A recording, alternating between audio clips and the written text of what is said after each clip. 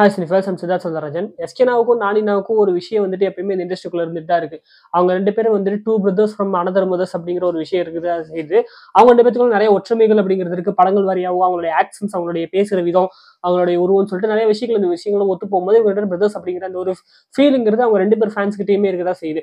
அந்த வகையில இவங்க 2 பேருக்குமே நான் ஃபேன் அப்படிங்கும்போது எனக்கும் இந்த ஃபீல் இருக்கு. ஸோ அந்த வகையில இப்போதான் மதராசி படத்தோட டீசர் வந்துச்சு. ஒரு ஹை ஆக்டேன் ஆக்ஷன் த்ரில்லர் அப்படிங்கிறது தெரியுது. அப்படியே கட் பண்ணா ஹிட் தி தேர்ட் கேஸ் படத்தோட டீசர் இன்னைக்கு வந்திருக்கு. ஸோ இது நானினாவுடைய பர்த்டே இப்பதான் எஸ்கேனா பர்த்டேயுமே முடிஞ்சு. 2 பேர்த்தோட பர்த்டேயும் ஒரே மாசத்துல தான் இருக்கு. ஸோ அந்த வகையில இந்த டீசர் பார்க்கும்போது அப்படி ஒரு பயங்கர ஆக்ஷன் த்ரில்லரா தான் இதுவுமே தெரியுது. அண்ட் அதை விட பயங்கர ஆக்ஷனா இருக்கு. அதுலயே லேட்டா டீஸ் தான் பண்ணியிருந்தாங்க. ஜஸ்ட் கிளிம்ஸ் இது ஸ்ட்ரெயிட்டா வந்து டீசராகவே விட்டுருக்காங்க போது பயங்கரமா இருக்கு. உண்மையிலேயே அப்படிப்பட்ட ஒரு டீசர் தான் வந்திருக்கு.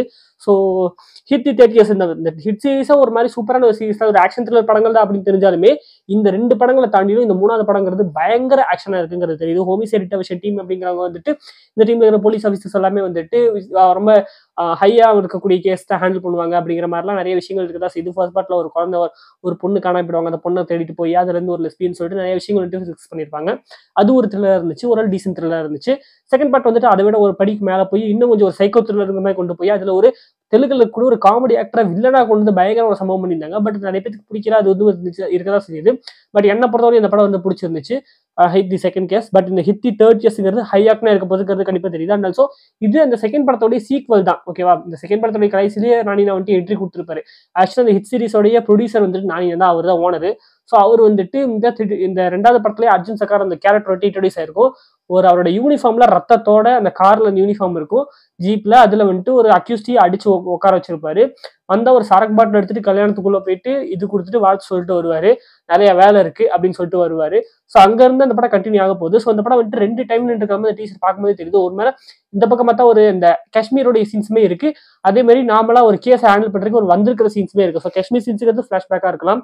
ஏன்னா ஒரு இந்த டீசரே பார்த்திருப்பீங்க, அவர் வந்துட்டு காஷ்மீர்ல இருக்கிற மாதிரி தான் காமிச்சிருப்பாங்க. ஃபர்ஸ்ட் கிளிம்ஸ் அதுலயே அப்படிதான் காமிச்சிருப்பாங்க. அந்த ஹிட் தி செகண்ட் கேஸ்லயுமே அதான் சொல்லியிருப்பாங்க. சொன்ன வகையில இவர் பாஸ்ட்ல வந்துட்டு அங்க இருக்காரு. ஸோ இப்போ வந்துட்டு இந்த பக்கம் இருக்காரு. ஸோ அந்த மாதிரி தான் காட்டுறாங்க. ஸோ ஸ்ரீதி செட்டி ஹீரோயினா இருக்காங்க. அவங்ககிட்ட ஒரு இடத்துல கேட்கறாங்க, நீ உண்மையிலேயே போலீஸ் தானா அப்படிங்கிற மாதிரி எனக்கு சந்தேகமா இருக்குங்கிற மாதிரி ரொம்ப கோவத்தோட அந்த மாதிரிலாம் கேட்கறாங்க. அதுக்கு கான்ட்ராஸ்டா ஒரு கோட் சூட் அப்படியே போட்டு ஒருத்தர்கிட்ட வந்து அது உண்மைன்னு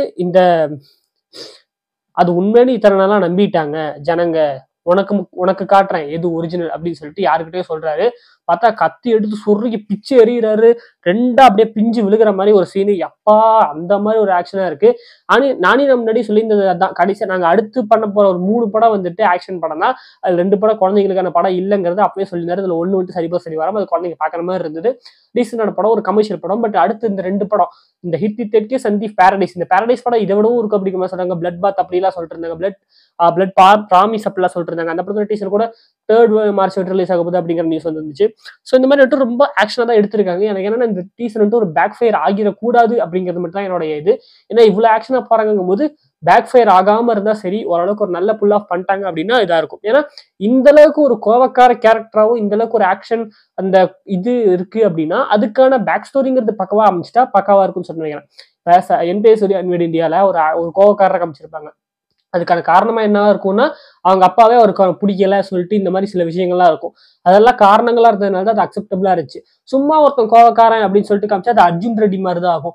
ஸோ அவன் ஏன் கோவமா இருக்காங்கிறது ஒரு கரெக்டான விஷயத்த காமிச்சாதான் அந்த படங்கிறது நல்லா இதாகும். ஸோ அந்த வகையில ஏன் கோவமா இருக்காருங்கிறத பேக் ஸ்டோரி விட்டு கரெக்டா ஃபிக்ஸ் பண்ணிட்டாங்க அப்படின்னா கரெக்டா இருக்கும். ஏன்னா இந்த டீசர்ல இதுவரை நானினாவை இந்த அளவுக்கு கேரக்டர்ல பார்த்தது இல்லை. பார்த்துருக்கோம் சில படங்கள்ல கோவமா இருப்பாரு, சரிபா சனிவாரம் கூட. பட் இவ்வளவு கோவத்துல வந்துட்டு பார்த்ததுல அந்த அளவுக்கு ரொம்ப கோவக்காரரா இருக்காரு. ஸோ அந்த மாதிரி தான் காமிச்சிருக்காங்க. ஸ்ரீதி செட்டி தான் ஹீரோயின் இருக்காங்க. அவங்களுக்கு டீசர்ல வந்துட்டு சரியா காட்டுற டைலாக் மட்டும் தான் இருக்கு. சைலேஷ் கொலானோ அவர் வந்துட்டு இந்த hit first case second case ரெண்டுமே அவர் தான் எடுத்தது. சைட்ல வந்துட்டு திடீர்னு வெங்கடேஷோட படம் என்ன போல இருக்கு, அது பெருசா ஓடல போல. பட் இந்த ஃபர்ஸ்ட் 2 படமும் சூப்பரான படம், எனக்கு பிடிச்சிருக்கும். ஸோ பார்க்கலாம் இந்த படம் எப்படி இருக்குன்னு சொல்லிட்டு. மியூசிக் டைரக்டர் வந்துட்டு மிக்கி அப்படின்னு சொல்லிட்டு ஒருத்தர். ஸோ அவரோட ஒர்க்கை பார்க்கும்போது வந்துட்டு மகாநதி, ஓ பேபி, ஷாம் சிங்காரின்னு சொல்லிட்டு பெரிய பெரிய படங்கள்லாம் பண்ணியிருக்காரு. நிறைய படங்கள் பண்ணியிருக்காரு. அதெல்லாம் எனக்கு தெரியல. தெரிஞ்சது இந்த 3 படம் தான். இந்த 3 படத்தோட ஆல்பமே எனக்கு ரொம்ப ஃபேவரட். ரொம்ப பயங்கரமான ஆல்பம். மகாநதியெல்லாம் செம்ம சூப்பரா இருக்கும். நடிகர் திலகம் அண்ட் ஹோ பேபியுமே எனக்கு செம்ம ஒரு ஹோல்சமான ஒரு சாங்ஸ் வைப்பு. ஷாம் சிங்கரா சொல்லவே வேண்டாம், நானினா தான். அது பயங்கரமா இருக்கும். அண்ட் இந்த படம் வந்துட்டு மே 5 ரிலீஸ் ஆகுது. மறுபடியும் கன்ஃபார்ம் பண்ணியிருக்காங்க. ரெட்ரோ கூட தான் வருது. ஸோ 2 படம் ரெண்டுமே நான் ரொம்ப ஹைப்பா தான் இருக்கேன். இந்த 2 டேரக்டர்ஸையும் எனக்கு பிடிக்கும், 2 ஹீரோஸையும் எனக்கு பிடிக்கும் போது வெயிட் பண்ணி பார்க்கலாம் அந்த படம் எப்படி இருக்குன்னு சொல்லிட்டு. ஸோ அது தொடர்ந்து பேரடைஸ் நம்ம தசரா படத்தோட டைரக்டர். ஸோ அதோட அன்யா தான் அந்த படத்துக்கு மியூசிக் பண்றாரு. போன வாரமே இந்த நியூஸ் வந்துருச்சு, நான் சினி அப்டேட்ஸ்ல மிஸ் பண்ணிட்டேன், அதை இங்க சொல்லிக்கிறேன். ஸோ அனில் தான் அதுக்கு மியூசிக் பண்றாரு. ஸோ பார்ப்போம் அந்த படம் எப்படி இருக்குன்னு சொல்லிட்டு. ஸோ அந்த டீசர் நீங்க பாத்துட்டீங்களா, இல்லை உங்களுக்கு இந்த டீசர் எப்படி பிடிச்சிருந்துச்சா இல்லையா, எந்த மாதிரி நீங்க இந்த படத்தை எதிர்பார்க்குறீங்க அப்படிங்கிறத கமெண்ட்ல சொல்லுங்க. ஸோ இந்த படம் கண்டிப்பா இது அடல்ட் ஆடியன்ஸுக்கான படமா இருக்கும் அப்படின்னு சொல்லிட்டு நினைக்கிறேன். குழந்தைங்க பார்க்க வேண்டாம் அப்படிங்கிறத இந்த படத்தை இந்த ஏ சர்டிஃபிகேட் தான் வரும்னு சொல்லிட்டு நினைக்கிறேன்.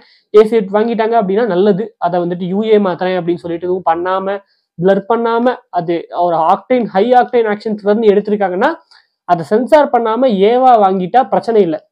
அதை ஏவா யூஏ பண்றேன்னு சொல்லிட்டு சென்சார் பண்ணாங்கன்னா அதுதான் பேக் ஃபயர் ஆகுமே தவிர ஏ சர்டிஃபிகேட் வாங்கிட்டாங்கன்னா அது பேக் ஃபயர் ஆகாதுன்னு சொல்லிட்டு நினைக்கிறேன்.